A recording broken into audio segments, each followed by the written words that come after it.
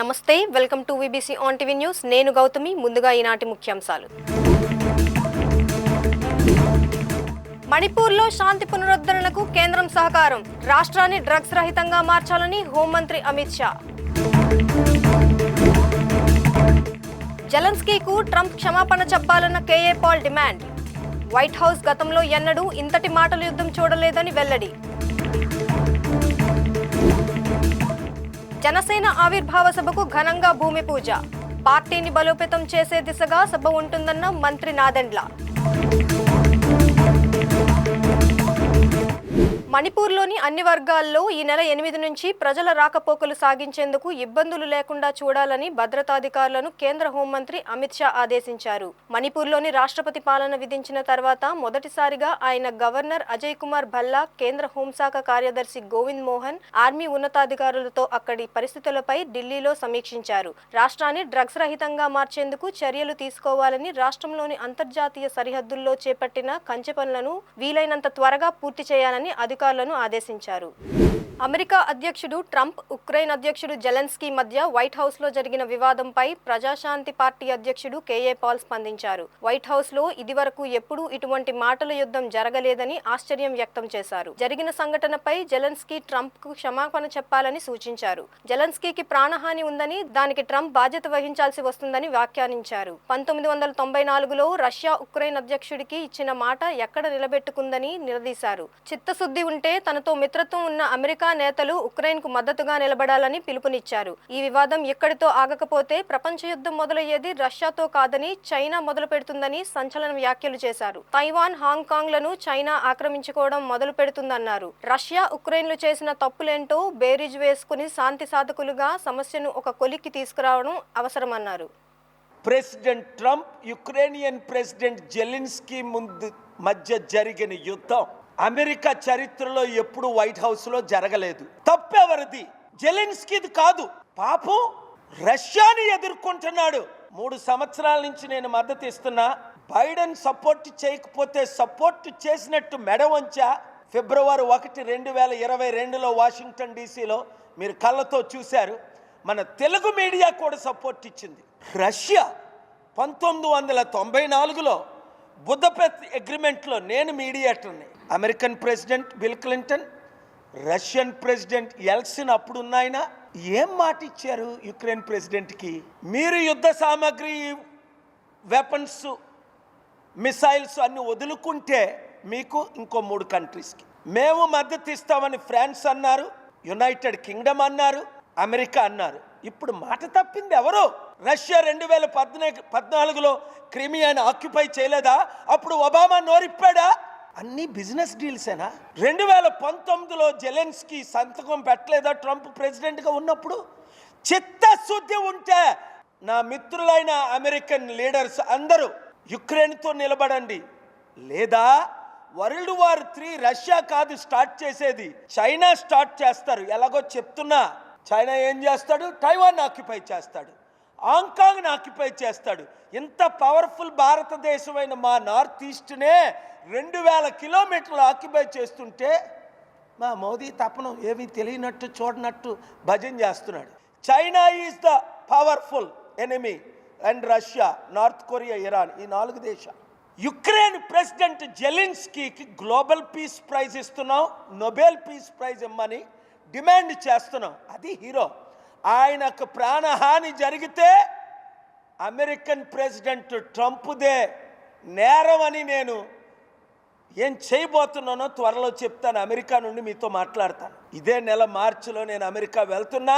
Zelensky కాదు sorry చెప్పడం, Trump చెప్పాలా.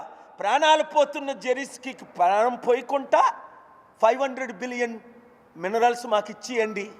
4 కోట్లకి వీసా అమ్ముతున్నది గ్రీన్ కార్డు, ఇప్పుడు గోల్డ్ కార్డు అని పేరు మార్చేసి 44 కోట్లకు అమ్మడం. నీకు డబ్బులు లేకపోతే ప్రింట్ చేసుకోవాయి.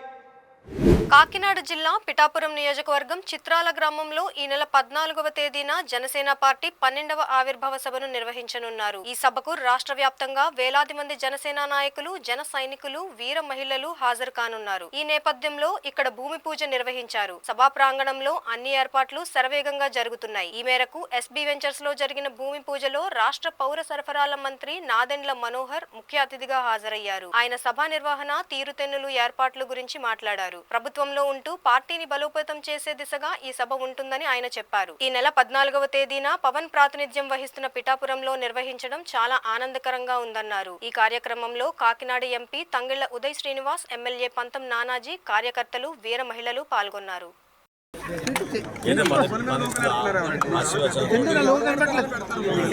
చిత్రాల దగ్గర పిఠాపురం నియోజకవర్గంలో జరగబోయే జనసేన పార్టీ ఆవిర్భావ దినోత్సవం కార్యక్రమానికి ఈరోజు పనులు శ్రీకారం చేసి చాలా అద్భుతంగా ప్రజలందరూ కూడా మనస్ఫూర్తిగా ప్రత్యేకంగా వీర మహిళలు, మా స్థానిక నాయకులు, పిఠాపురం సంబంధించిన కలిసి ఈరోజు ఈ కార్యక్రమం ప్రారంభించుకున్నాం. ఈ 14 రోజులు కూడా పనులు సజావుగా జరగాలని ప్రజలందరూ కూడా ఈ బహిరంగ సభలో పాల్గొనే విధంగా మా పార్టీ అధ్యక్షుడు పవన్ కళ్యాణ్ గారు చేసిన ఈ ప్రయత్నానికి, ఆయన కష్టపడి చేసిన ఈ ప్రయాణానికి అందరూ ఆశీర్వచనం ఉండాలని మనస్ఫూర్తిగా కోరుకుంటూ ఈ విజయం ప్రజల కోసం వాళ్ళు కష్టపడి ఏ విధంగా మమ్మల్ని నిలబెట్టారో దాన్ని ఈ సందర్భంగా ఈ సభ ద్వారా మేము కూడా మరొకసారి ప్రజలకు అంకిత భావంతో పనిచేసుకుని ముందుకెళ్లే విధంగా కూటమి ప్రభుత్వంలో ఒక బాధ్యతగా కుటుంబానికి మేలు జరిగే విధంగా జనసేన పార్టీ నుంచి మా శాసనసభ్యులు, పార్లమెంట్ సభ్యులు, మా నాయకులు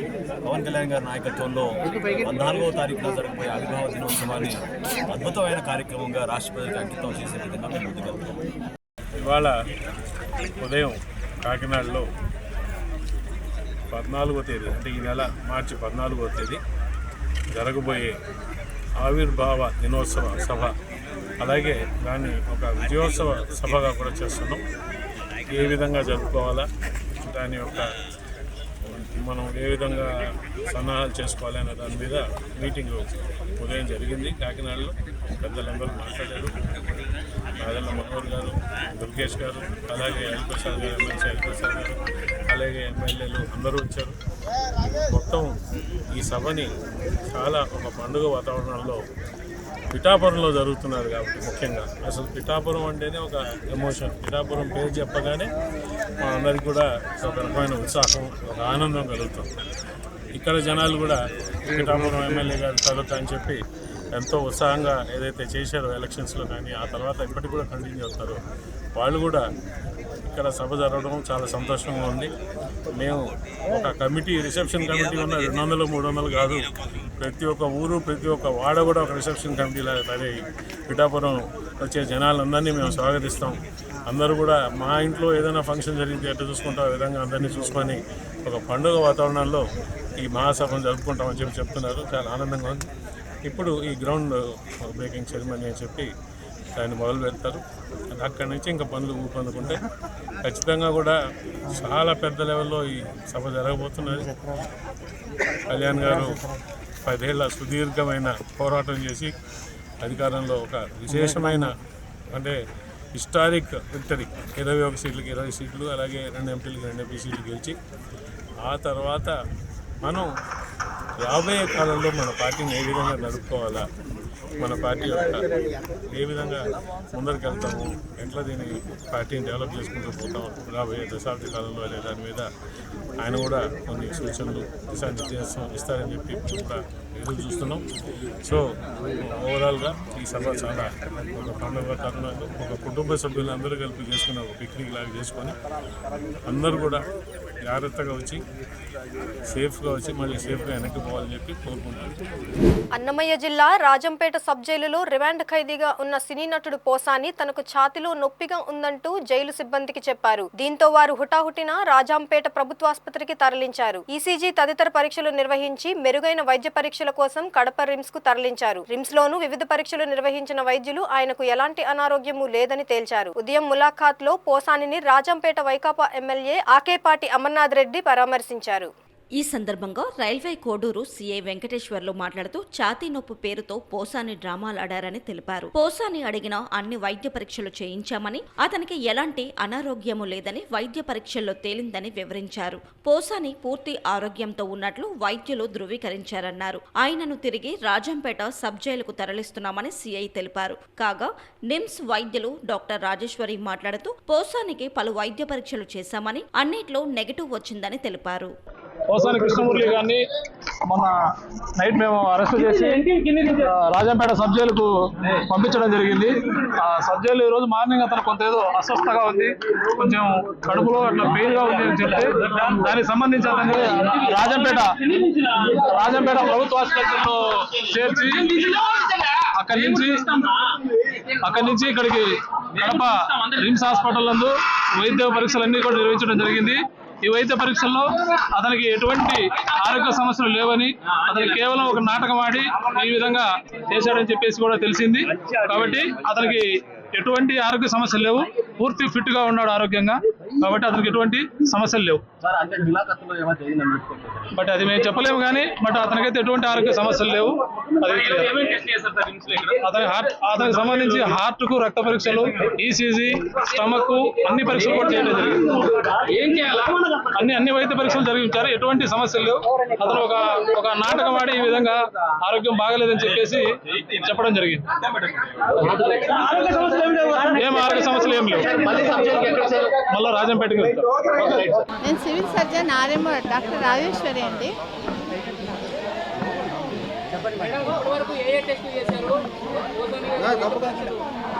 ఆయన మెయిన్గా చెస్ట్ పెయిన్ అని వచ్చారు.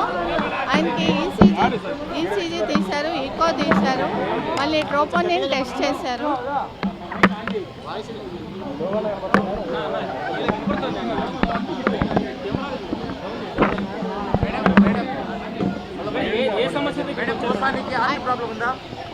లేదండి, ఎక్కువ చేశారు, ఏం ప్రాబ్లం ఏం లేదు అని చెప్పారు. అంటే old case of రొమాటిక్ heart disease ఉంది.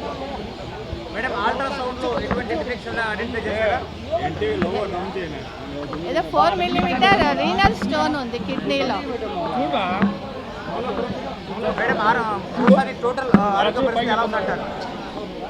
అక్యూట్ ప్రాబ్లం ఏం లేదు.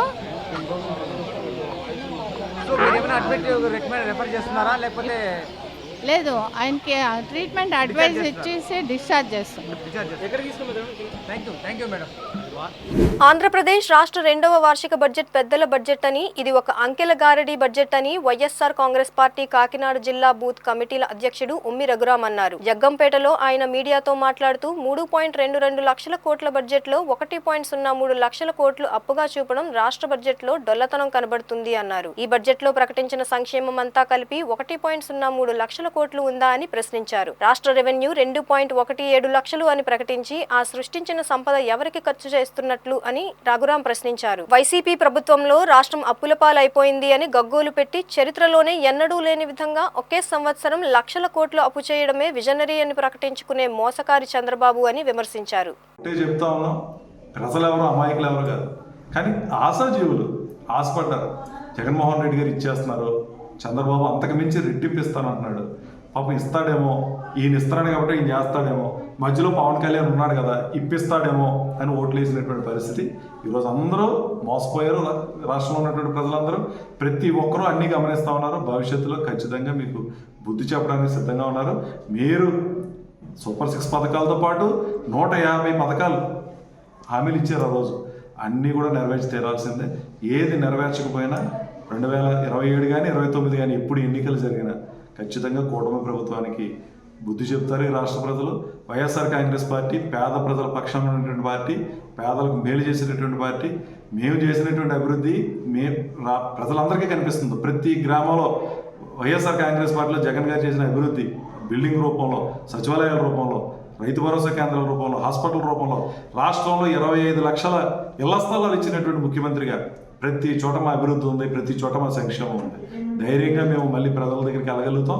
జరుగుతున్నటువంటి అన్యాయాన్ని వైఎస్ఆర్ కాంగ్రెస్ పార్టీ గొంతుకు లేని వాళ్ళకి గొంతుకై నినదిస్తాం, మిమ్మల్ని అందరం కూడా ప్రశ్నిస్తామని తెలియజేస్తూ, మరి ఈ అవకాశం ఇచ్చినటువంటి మీడియా సోదరులకి ప్రత్యేకమైనటువంటి ధన్యవాదాలు తెలియజేస్తూ సెలవు తీసుకుంటాం. తూర్పుగోదావరి జిల్లా సీతానగరం మండలం కాటవరం గ్రామంలో 4 పొగాకు బ్యారెన్లు 3 రెల్లుగడ్డి పాకలు అగ్ని ప్రమాదంలో దగ్ధమయ్యాయి. ఇక్కడ పెట్రోల్ బంకు సమీపంలో చిట్టూరి వరప్రసాద్, పోలిన ప్రకాశం, చిట్టూరి వీర్రాజులకు చెందిన పొగాకు బ్యారెన్లలో వర్జీనియా పొగాకు క్యూరింగ్ జరుగుతుండగా అగ్ని ప్రమాదం జరిగింది. బ్యారెన్లలో ఉన్న పొగాకు ములకల కర్రలు, బాజులు, రెల్లుగడ్డి పాకల్లో ఉంచిన పొగాకు బేళ్లు కాలిపోయాయి. మంటలు ఒక్కసారిగా చెలరేగడంతో స్థానికులు నీటితో మంటలను ఆర్పడానికి ప్రయత్నించారు. రాజమహేంద్రవరం నుండి 2 అగ్నిమాపక శకటాలు వచ్చి మంటలను అదుపు చేశాయి. ఈ ప్రమాదంలో సుమారుగా 50 లక్షల రూపాయల నష్టం జరిగినట్లు అంచనా వేస్తున్నారు. తెలంగాణలోని వరంగల్ జిల్లా మామునూరు గ్రామం వద్ద బీజేపీ కాంగ్రెస్ శ్రేణుల మధ్య వాగ్వాదం జరిగింది. ఇక్కడ నూతనంగా ఏర్పాటు చేస్తున్న విమానాశ్రయం వద్ద ప్రధాని మంత్రి నరేంద్ర మోదీ ఫ్లెక్సీకి పూలాభిషేకం చేసేందుకు వచ్చిన బీజేపీ శ్రేణులను కాంగ్రెస్ పార్టీ నాయకులు అడ్డుకున్నారు. దీంతో ఇరు వర్గాల మధ్య వాగ్వాదం జరిగి తోపులాటకు దారితీసింది. పోలీసులు ఘటనా స్థలానికి చేరుకుని ఇరు వర్గాలను సముదాయించారు.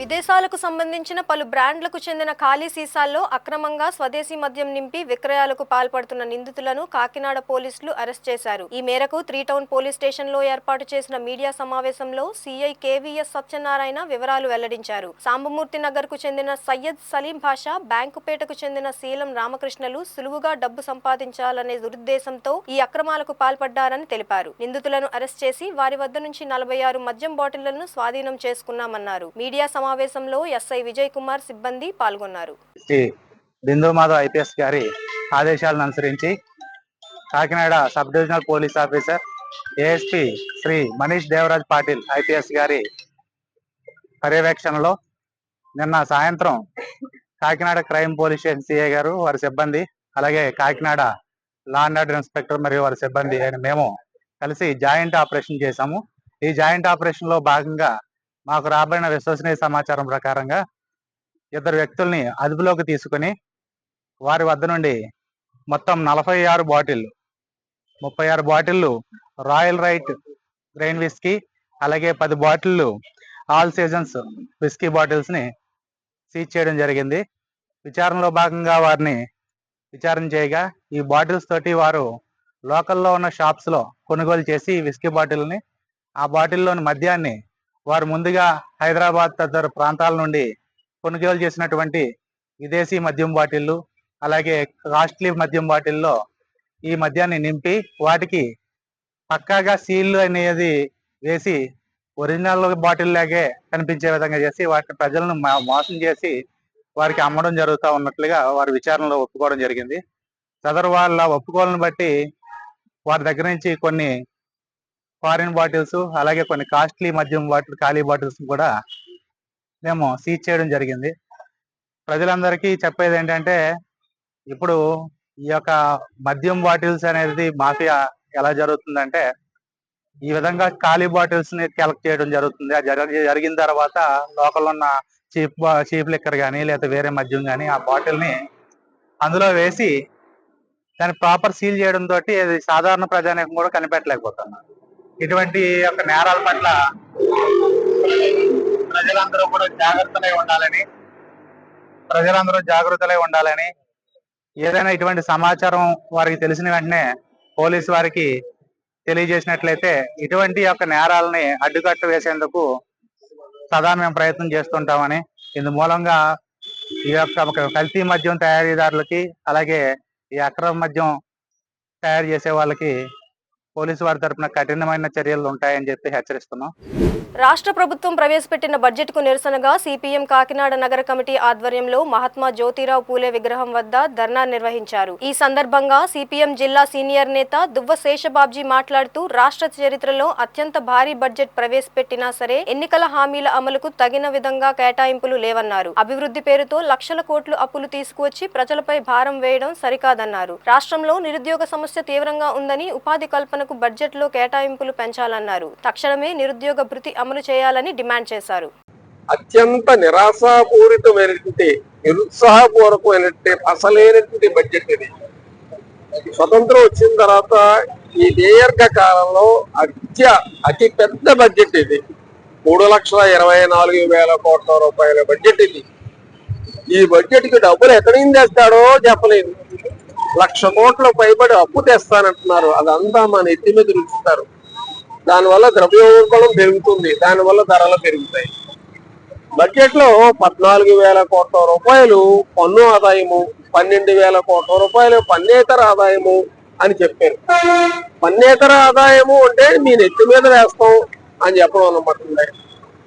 ఈ బడ్జెట్ లోని మీరు జాగ్రత్తగా గమనిస్తే నిరుద్యోగ భృతి అసలు ప్రస్తావనే లేదు. ఆడవాళ్ళందరికీ బస్సులు ఉచిత ప్రయాణం అన్నారు, దానికి ₹1 కేటాయింపు చేయలేదు. ఇంటింటికి 1,500 పట్టుకొచ్చి ఇస్తామన్నాడు, అసలు లేనే లేదు దాంట్లోని. ఇవన్నీ మరుపుకి ఏమైనా ఒక టాబ్లెట్ ఏమైనా వేసుకుంటే మంచిదేమో మంత్రి గారు ముఖ్యమంత్రి గారు అని చెప్పి సలహా ఇస్తా ఉన్నాం మేము. ఇక మీరు జాగ్రత్తగా గుర్తు తెచ్చుకుంటే ఒకటిని ఈ బడ్జెట్ వల్ల పేదలకు ఉపయోగపడేది ఏమైనా ఉందా? విద్యుత్ ఛార్జీలు పెంచం అంటున్నారు కదా. సెకీతో ఒప్పందం చేసుకున్నారు, 25 ఏళ్ళు పాటు ఉంటుంది. అది 25 ఏళ్ళ పాటు ధరలు పెరుగుతాయి. ఆ ధరలు పెరగకుండా ఈ బడ్జెట్ లో ఎటువంటి ప్రతిపాదన లేదు.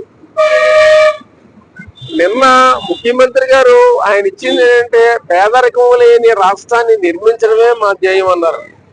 ఆయన కంటే గరుడు ఆయన కుమారుడు గత 20 రోజుల నుంచి ఇదే స్లోగన్ ఇస్తున్నాడు. పేదరికం లేని రాష్ట్రం ఎలా నిర్మిస్తారో ఈ బడ్జెట్ లో ఎక్కడా చెప్పలేదు. ఒక కాకినాడ జిల్లాలో ఏటా 7,000 మంది విద్యార్థులు చదువులు పూర్తి చేసుకుని బయటకు వస్తున్నారు. 70 ప్రభుత్వ ప్రైవేటు కళాశాలలు ఉన్నాయి. వాళ్ళకి ఉద్యోగం చూపించడానికి ఎటువంటి ప్రతిపాదన దీంట్లో లేదు. ఈ జిల్లాలో అన్ని ప్రభుత్వ కార్యాలయాల్లోనూ వేకెన్సీలు ఉన్నాయి, ఖాళీగా ఉన్నాయి. వాటిని పూర్తి చేస్తామని చెప్పి ఎక్కడా పేర్కొనలేదు. ఒక్క కొత్త పరిశ్రమ తేవడం కోసం ఒక ప్రతిపాదన లేదు. ఇప్పుడు రాష్ట్రంలో 3 లక్షల మంది కాంట్రాక్టు అవుట్సోర్సింగ్ ఉద్యోగులు ఉన్నారు. వాళ్ళ జీతం 18,000. 18,000 జీతంతో ఏ విధంగా ఒక ధనిక రాష్ట్రాన్ని ఎలాగా నిర్మాణం చేద్దామని అనుకుంటున్నారు? మిడ్ డే మీల్ వర్కర్ వేతనం 3,000, కాంట్రాక్ట్ వర్కర్ల వేతనం 10,000, ఆశా వర్కర్ వేతనం 10,000, అంగన్వాడీ అయ్యమ్మ వేతనం 7,000. ఈ వేతనాలతోటి అసలు పేదరికం లేని రాష్ట్రం ఎలా నిర్మించేద్దాం అనుకుంటున్నారో? ఇంత సొల్లు, అబద్ధాలు, అవాస్తవాలు. బడ్జెట్ మొదటి నుంచి చివరి దాకా వైసీపీ జగన్మోహన్ రెడ్డి ప్రభుత్వాన్ని తిడతానే ఉన్నారు. ఆ తిట్టి ఆర్థిక శాఖ మంత్రి ఎక్కడన్నా స్పోహతో పడిపోతాడేమో అని భయం వేసింది. ఎదర దిగిపోయింది. ఓడిపోయిన పార్టీని పట్టుకునే అన్ని బూతులు తిట్టవలసిన అవసరం ఉందండి. ఇంకా అయిపోయింది. ఇప్పుడు ఈయన ఏం చేస్తాడో చెప్పట్లేదు. అందుకని ఈ బడ్జెట్ ని సమూలంగా మార్పు చేయాలని కోరుతాం. కార్మిక సంక్షేమం, పేదవాళ్ళ సంక్షేమం గురించి దాంట్లో ఏంటంటే ఏమైనా నూతన ప్రతిపాదనలు చేయాలని కోరుతున్నాం. ఉదాహరణకి విడోలకి పెన్షన్ ఇస్తున్నారు కదా, ఎందుకు పెన్షన్? ఉద్యోగం ఇవ్వమనండి, ఆవిడ చక్కగా ఉద్యోగం చేసుకుంటుంది. నిరుద్యోగులకి నిరుద్యోగ భృతి ఇస్తానన్నాం, నిరుద్యోగ భృతి లేదు, ఉద్యోగ కల్పన లేదు. అందుకని ఇంత పేలవమైన బడ్జెట్ చరిత్రలో ఎక్కడ లేని బడ్జెట్ అంటే తక్షణం మార్పు చేయాలని, ప్రజలకు అనుకూలంగా మార్పు చేయాలని చెప్పి చంద్రబాబు నాయుడు గారు చెప్తున్నారు. బిక్కనూరు మండలం లక్ష్మీదేవునిపల్లి గ్రామానికి చెందిన బద్దం నిశాంత్ రెడ్డి 25వసారి రక్తదానం చేసి ప్రాణదాతగా నిలిచాడు. కామారెడ్డి జిల్లా కేంద్రంలో అనీమియా వ్యాధితో బాధపడుతున్న నరసింగరావుకి O- రక్తం అవసరమైంది. దీంతో అతని కుటుంబ సభ్యులు IVF సేవాదల్ రాష్ట్ర చైర్మన్, రెడ్ క్రాస్ జిల్లా సమన్వయకర్త డాక్టర్ బాలును సంప్రదించారు. ఈ నేపథ్యంలో నిశాంత్ రెడ్డి మానవతా దృక్పథంతో వెంటనే స్పందించి రక్తదానం చేశారు. ఈ సందర్భంగా డాక్టర్ బాలు మాట్లాడుతూ ఎంత డబ్బు ఉన్నా సకాలంలో రక్తం దొరకపోతే ప్రాణాలు కోల్పోతారన్నారు. ప్రతి సంవత్సరం 4 సార్లు రక్తదానం చేస్తున్న బద్దం నిశాంత్ రెడ్డికి అభినందనలు తెలిపారు. ఈ కార్యక్రమంలో కామారెడ్డి రక్తదాతల సమూహ అధ్యక్షుడు జమీల్ అహ్మద్ పాల్గొన్నారు. జిల్లా కేంద్రంలోని ప్రైవేటు వైద్యశాలలో నర్సింగ్రావు అనేటువంటి పేషెంట్కి O-నెగిటివ్ బ్లడ్ అవసరం కావడంతో వాళ్ళ కుటుంబ సభ్యులు సంప్రదించారు.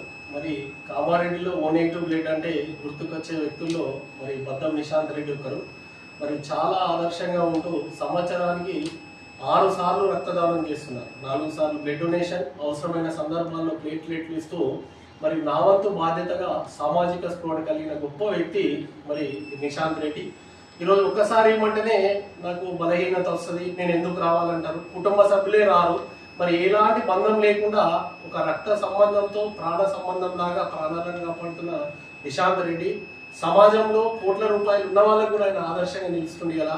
100 కోట్ల రూపాయలు ఉన్నా కానీ 10 మందికి 10 రూపాయలు దానం చేయడానికి ఆలోచించే వ్యక్తులు శరీరంలో ఉన్నటువంటి బ్లడ్ తన బ్లడ్తో ఒకరి ప్రాణం కాపాడవచ్చు అనేటువంటి ఒక బాధ్యతతోని ఈరోజు బిక్నూరు నుంచి ఫోన్ చేయగానే వచ్చారు. ఇప్పుడే కాదు, గతంలో 5 సంవత్సరాల నుంచి రెగ్యులర్గా బ్లడ్ డొనేట్ చేస్తూ ఆదర్శంగా ఉన్నటువంటి నిశాంత్ రెడ్డికి, వాళ్ళ కుటుంబానికి మరి ఆ భగవంతుడి ఆశీస్సులు ఎల్లవేళలా ఉండాలని మనస్ఫూర్తిగా కోరుకుంటూ వీరిని స్ఫూర్తిగా తీసుకొని యువత రక్తదానానికి వచ్చి ప్రాణదాతలు కావాలని సందర్భంగా విజ్ఞప్తి చేస్తున్నాం. వరంగల్ హన్మకొండ జిల్లాలో జాతీయ మానవ హక్కుల కమిటీ జాతీయ చైర్మన్ డాక్టర్ మహమ్మద్ యాసిన్ ని కమిటీ రాష్ట్ర ప్రధాన కార్యదర్శిగా నియమితులైన మర్రి మహిపాల్ మర్యాదపూర్వకంగా కలిశారు. తెలంగాణ రాష్ట్ర చైర్మన్ బద్ది పడగా శ్రీనివాసరెడ్డి, కామారెడ్డి జిల్లా చైర్మన్ మర్రి మహిపాల్ జాతీయ మానవ హక్కుల కమిటీలో కీలక పాత్ర పోషిస్తుందన్న తెలంగాణ రాష్ట్ర ప్రధాన కార్యదర్శిగా మర్రి మహిపాల్ ను నియమించారు. అనంతరం మర్రి మహిపాల్ మాట్లాడుతూ తనపై నమ్మకంతో ఈ బాధ్యతను ఇచ్చినందుకు ధన్యవాదాలు తెలియజేశారు. తెలంగాణ జాతీయ మానవ హక్కుల కమిటీ జనరల్ సెక్రటరీగా నియమించినటువంటి జాతీయ చైర్మన్ డాక్టర్ యాసిన్ సార్ గారికి మరియు తెలంగాణ రాష్ట్ర జాతీయ మానవ హక్కుల కమిటీ రాష్ట్ర చైర్మన్ బద్దిపడగ శ్రీనివాసరెడ్డి అన్న గారికి నాపైన నమ్మకం ఉంచి నాకు ఈ బాధ్యతల్ని అప్పగించినందుకు వీరికి ప్రత్యేకంగా ధన్యవాదాలు తెలియజేస్తున్నాను. సక్రమంగా నా బాధ్యతలు నిర్వహిస్తానని కూడా ఈ సభాముఖంగా సార్ వాళ్ళకి ప్రామిస్ చేస్తున్నాను. నంద్యాల జిల్లా ఆళ్లగడ్డ నియోజకవర్గం ఆళ్లగడ్డలోని శ్రీ వాసవి కన్యకా పరమేశ్వరి అమ్మవారి ఆలయంలో ఎమ్మెల్యే భూమా అఖిలప్రియ పింఛన్ల పంపిణీ ప్రజా గ్రీవెన్స్ కార్యక్రమం నిర్వహించారు. ముందుగా ఎమ్మెల్యే అమ్మవారిని దర్శనం చేసుకుని పూజలు నిర్వహించారు. ఆలయంలో బాలికలు ప్రదర్శించిన కోలాటం ఆమె తిలకించారు. పింఛన్ల పంపిణీ అనంతరం ప్రజా గ్రీవెన్స్ కార్యక్రమం నిర్వహించారు. ఈ కార్యక్రమానికి ప్రజలు పెద్ద సంఖ్యలో వచ్చి వారి సమస్యలను వినతి పత్రాల రూపంలో ఎమ్మెల్యేకు అందజేశారు.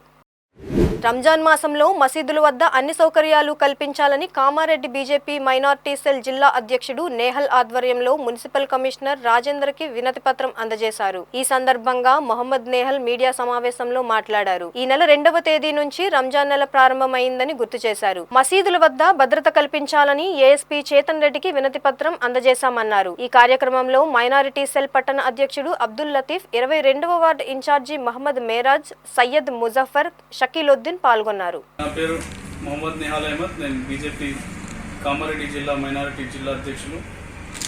ఈరోజు మన deputy superintendent of police DSP మేడంకి మరియు మున్సిపల్ కమిషనర్ సార్కి ఒక మెమోరాండం ఇవ్వడం జరిగింది.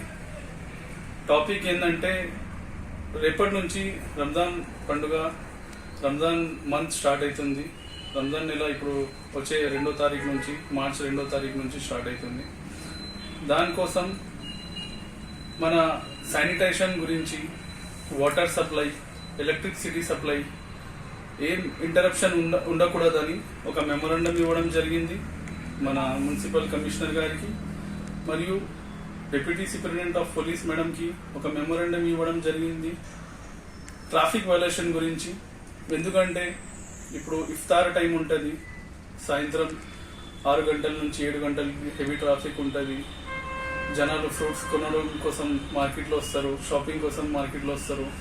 కొంచెం ట్రాఫిక్ ఇంటరప్షన్ ఉంటుంది. దాని గురించి కొంచెం సపోర్ట్ చేయాలని మేడంకి కూడా మెమోరాండం ఇవ్వడం జరిగింది. మరియు మేడం కూడా ఇంకా మున్సిపల్ కమిషనర్ సార్ కూడా సహకరించారు, మంచి రెస్పాన్స్ ఇచ్చారు. రేపటి నుంచి అన్ని ఏర్పాట్లు చాలా చక్కగా చూసుకుంటారని ఒక మాట ఇచ్చారు. దాని గురించి సార్కి కానీ మేడంకి కానీ ధన్యవాదాలు కోరుతున్నాం బీజేపీ మైనారిటీ మోర్చా తరఫున. నా పేరు మొహమ్మద్ మిరాజ్, 22 వార్డ్ బీజేపీ అధ్యక్షుడిని. ఈరోజు శనివారం రోజు మా రంజాన్ వేడుకలు రేపటి నుంచి స్టార్ట్ కాబోతున్నాయి.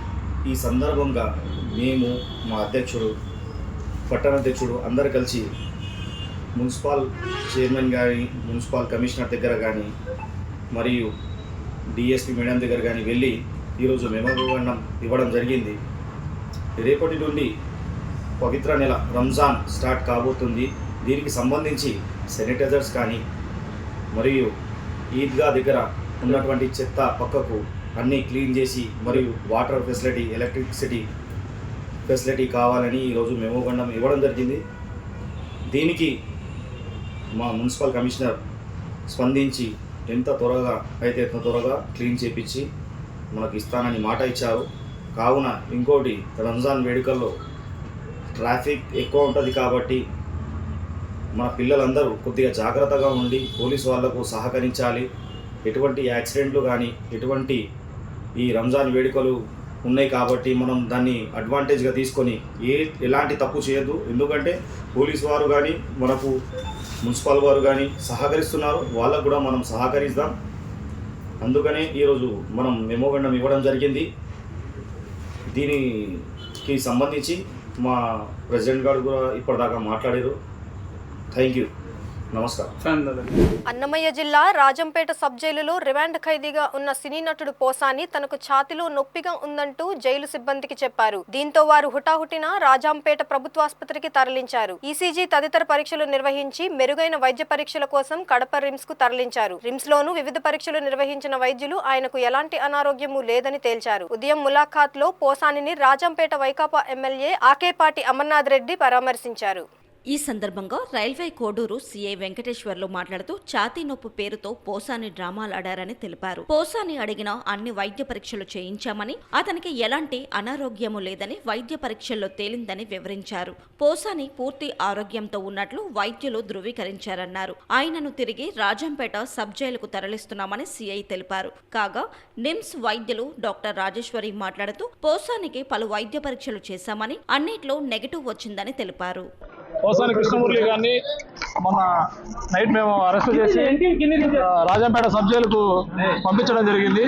ఆ సబ్ జైలు ఈరోజు మార్నింగ్ అతను కొంత ఏదో అస్వస్థగా ఉంది, కొంచెం కడుపులో అట్లా పెయిన్గా ఉంది అని చెప్తే దానికి సంబంధించి అతన్ని రాజంపేట ప్రభుత్వ ఆసుపత్రిలో చేర్చి అక్కడి నుంచి ఇక్కడికి కడప రిమ్స్ హాస్పిటల్ నందు వైద్య పరీక్షలన్నీ కూడా నిర్వహించడం జరిగింది. ఈ వైద్య పరీక్షల్లో అతనికి ఎటువంటి ఆరోగ్య సమస్యలు లేవని, అతనికి కేవలం ఒక నాటకం ఆడి ఈ విధంగా చేశాడని చెప్పేసి కూడా తెలిసింది. కాబట్టి అతనికి ఎటువంటి ఆరోగ్య సమస్యలు లేవు, పూర్తి ఫిట్ గా ఉన్నాడు ఆరోగ్యంగా. కాబట్టి అతనికి ఎటువంటి సమస్యలు లేవు. బట్ అది మేము చెప్పలేము కానీ, బట్ అతనికైతే ఎటువంటి ఆరోగ్య సమస్యలు లేవు. అతనికి సంబంధించి హార్ట్ కు రక్త పరీక్షలు, ఈసీజీ, స్టమక్ అన్ని పరీక్షలు కూడా చేయడం జరిగింది. అన్ని వైద్య పరీక్షలు జరిగించారు, ఎటువంటి సమస్యలు లేవు. అతను ఒక నాటకం ఆడి ఈ విధంగా ఆరోగ్యం బాగలేదని చెప్పేసి చెప్పడం జరిగింది. ఏం ఆరోగ్య సమస్యలు ఏం లేవు. మళ్ళీ రాజంపేటకి వెళ్తాం. నేను civil surgeon RMO doctor Rajeshwari అండి.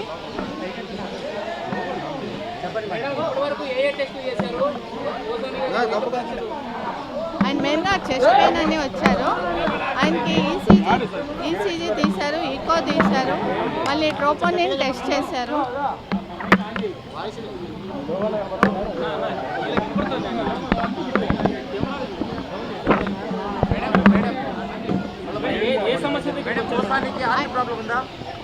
లేదండి, ఎక్కువ చేశారు, ఏం ప్రాబ్లం ఏం లేదు అని చెప్పారు. అంటే old case of రొమాటిక్ heart disease ఉంది.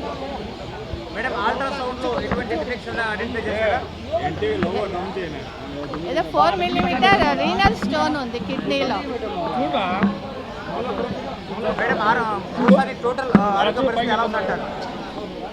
అక్యూట్ ప్రాబ్లం ఏం లేదు.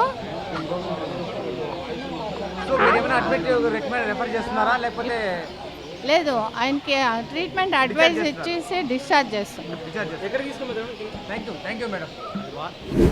ఈ వార్తలు ఇంతటితో సమాప్తం. మరిన్ని విశేషాలతో మళ్ళీ కలుద్దాం.